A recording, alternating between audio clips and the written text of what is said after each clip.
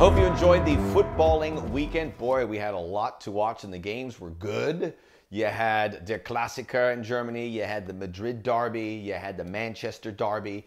You had the Liverpool meltdown. It looks like they've been figured out. Crazy how bad it's gotten for Liverpool, losing again at home. I want to defend them a little bit because you've got to look at what they've done the last few years, and it takes a lot out of this team. They obviously had the injuries, but you could almost see something like this happening. So they get to the Champions League final. They lose to Real Madrid. Following year, they get back to the Champions League final, which is a huge undertaking. They win it this time. And in that Premier League season, they were nip and tuck with Manchester City in an epic race where neither team could take a day off because they couldn't afford to drop any points. Following year, they have this incredible season, and then everything gets interrupted because of COVID. That takes a lot out of Liverpool and everybody else for that matter. Remember, people were saying they can't be crowned champions despite this 25-point lead. They can't be crowned champions if you don't complete the season. This takes a mental toll on everyone at Liverpool. Season comes back. They're able to complete it. They celebrated an empty Anfield, which was very sweet, but a little bitter because they couldn't share it. It was taken away from them. And then this season, things fall apart. It looks like they've been figured out. They look exhausted. And for Jurgen Klopp in particular, he hasn't been the fun-loving Jurgen Klopp for obvious reasons. He needs to do what we say in Spanish is cambiar la pila. Change the batteries, recharge. He'll never agree to it, and they won't happen. But for him to get 2 weeks, go back to Germany. Remember, he couldn't go to see his mother. He couldn't go to his mother's funeral. He just needs probably something like that. But that won't happen. And right now, Liverpool just have to hit the tape of the season. They have about 10 games to go. They might win 3 of them at most. And they're not going to qualify for the Champions League. So there you go. It's just grind through it. I want to talk about the Manchester derby. Manchester United beating Manchester City 2-0. Once again, getting a clean sheet against City. And all season long, we have had to put Ole Gunnar Solskjaer under the microscope. He obviously doesn't have the credentials the other Premier League managers have. You're dealing with guys who have been at it for so long, like Jose Mourinho, Pep Guardiola, and Jurgen Klopp. He is still learning in comparison to those guys. Maybe the United fans want a sexier option. Manchester United play different styles, which is frustrating. But it's horses for courses, if you ask me. And now Manchester United haven't won that Premier League title. Probably not going to happen this year. But they're progressing closer to it. They finished 3rd last year. They're going to finish 2nd this year. They beat and tied Man City. They beat Liverpool in the FA Cup, and they tied them in a game at Anfield. They have a game coming up against them at Old Trafford. So against their rivalries, they have delivered.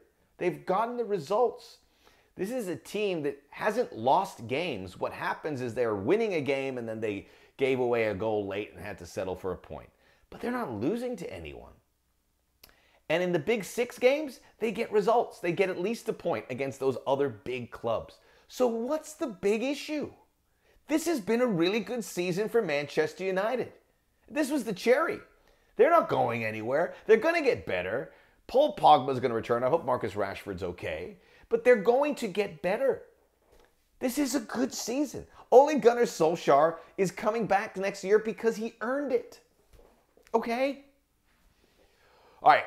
I was inspired by U.S. players who play center forward getting goals this week, and Daryl Dike for Barnsley, scoring again, starting again. They have not lost since he's gotten there. They're up to 6th in the English Championship. Josh Sargent scoring another goal for Werder Bremen. He has goals in back-to-back games. Center forward was never a strength for the U.S. men's national team, but now it's not a weakness. You have competition. So a good development. So I'm going to be going over my top 5 positional rankings for the U.S. men's national team. Today, not striker yet. I'm going to let that simmer a little bit. We're going to talk fullbacks, left and right. My top 5 fullbacks currently in the U.S. men's national team setup. There's some good guys in Major League Soccer that haven't been playing lately. Obviously, their season hasn't started. I love Sam Vines, Aaron Herrera, Tristan Blackman, George Bello, good young player at Atlanta. All good options who could make this list if they had more games under their belt. Tim Ream, who could be in that fullback situation, not going to make the top 5. I would add there's a couple guys in Chris Richards and Tyler Adams who in a pinch could play fullback. So you have emergency guys that are really, really good. But they're not in my top 5. But here are my top 5. Are you ready? Okay. Number 5, Brian Reynolds. I was hoping to put him a little bit higher, but he has disappeared. He signed for Roma. He came back to the United States, hasn't played a minute for Roma, hasn't even been on the bench for them.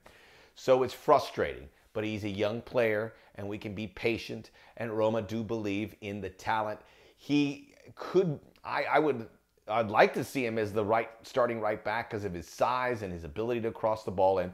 But he's got to play games. And right now he's not. So he's just in number 5 on reputation. He hasn't done anything to really earn it. But I'm putting him there anyway. Number 4 on my list, Deandre Yedlin. Part of the old guard. Playing at Galatasaray. Not playing every week for them, but playing enough. He's certainly deserved it for his incredible run in Europe. Not just at Galatasaray, which has been a short stint, but at Newcastle United. So you got to kiss the ring a little bit here for Yedlin. And he's also a right back. Could be in the mix there at some point. And you can feel confident putting his name on there. But there are some guys that have jumped in front of him. He was the number 1 guy just a couple years ago, right? He was the number 1 fullback for us. So now he's at 4. Number 3, Anthony Robinson. I've just been really impressed with him the last few weeks. I watched the game against Spurs in the midweek, which they lost, but he was just steady, strong, didn't make mistakes, made good decisions, smart, and I like the physical nature of him as a fullback. We got some big dudes at fullback, which I like, and certainly Anthony Robinson is one of them. He is a left back, so the other 2 guys are on the right, so all of a sudden he has an advantage. Maybe he is your starting left back. I wouldn't be upset about that at all. That's a good left back. A Premier League starter as your left back is good business. Number 2, Reggie Cannon. Reggie Cannon has moved up the charts. I thought he would probably be number 4, but he's playing every day with Boavista. Boavista was in last place in Portugal. They are now up to 14th. They're getting results. They love him there. He's playing all the time. You got to be happy. So upward ascension from Reggie Cannon, who is part of that young guard, but he's been really successful in his move to Portuguese football. Number 1, it's Serginho Dest. He obviously had that rough go against PSG, as we talked about it on Soccer O.G. Got a raw deal in all of that. However, he's bounced back. Looked really nice. He can play right back or left back. I think he's leaning towards right back. We'll see. We'll see. He played right back for Barcelona, combining a lot with Lionel Messi. He is going to grow on that team, and things are doing better for Barcelona than they did a couple weeks ago. And Serginho Dest is going to get those chances, and he really is a Cadillac for us. He is the Cadillac fullback. It's a strength for the U.S. team. We need a couple more guys, maybe from MLS, to fill out that group.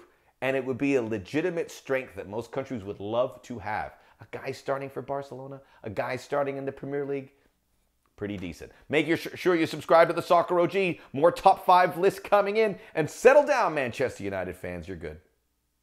Subscribe.